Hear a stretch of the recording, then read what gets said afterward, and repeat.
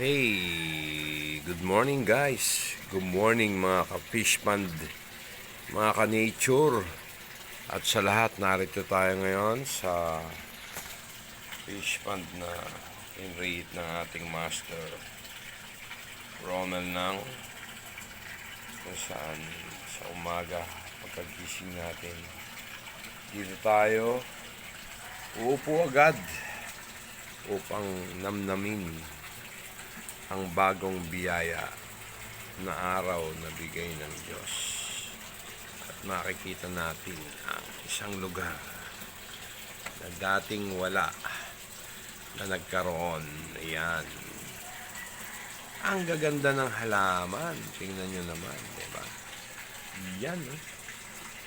Yan. Yan. Halaman dito. Naalagaan sila at muling nagkaroon ng panibagong buhay. They were born again. Living things. Yan. Ganda. Ganda natin na mga isda na ito. Kaya lang, hindi siya visible. Dahil, grabe yung ulang kagabi. Umapaw pa lang. Buti meron tayo rito trainer. Hindi sila doon. Yan ang mga bagong kapis na mula pa sa bayan ng May Kawayan, Bulacan. And unfortunately, hindi inaasahan nagkaroon tayo ng isang patay sa lamig. Yan. Naku, may pang-blue na matay. Sana wag nang masundan. Ano yung tubig. Natural lang yan sa mga nag-iisda na hunting. Rest in peace.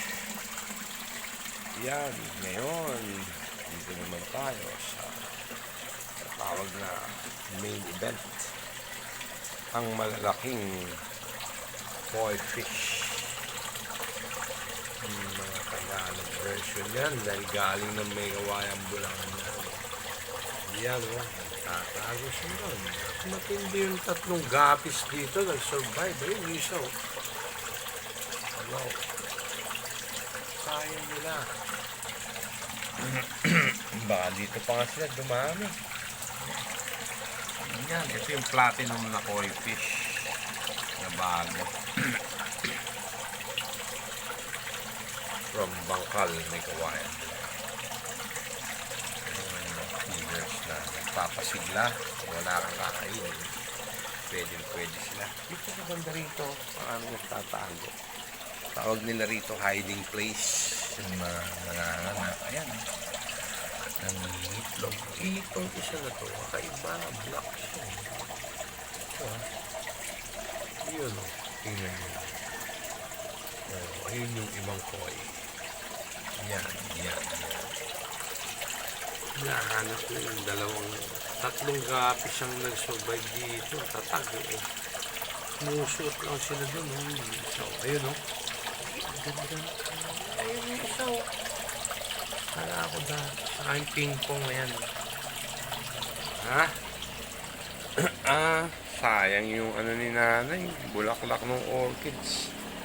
Pinuka ng mga walang magawang ibon. Kasali rin sila sa habitat natin. Dito ay umiikot ang buhay din nila. Kaya normal lang yun.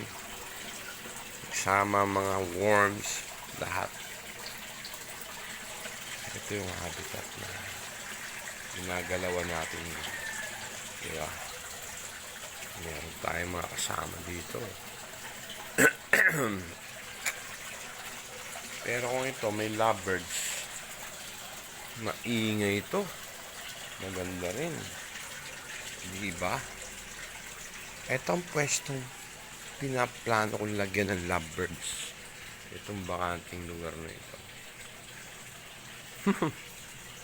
Ayan, ganda. Ito, meron ako sa halaman na buhay dito. Pakita ko sa inyo.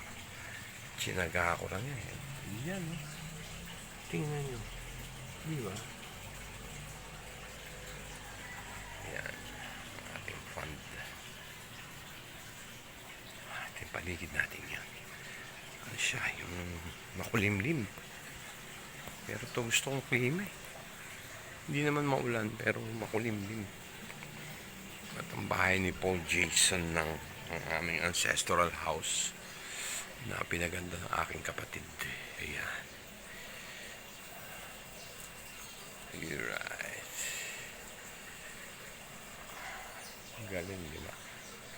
Ito ang aming kapaligiran. Ay, dito meron pa pala. Sorry. Lipat tayo sa part 2. Mamaya, mahaba masyadong video. Baka hindi pwede upload. Sige po. Magandang umaga sa inyo lahat.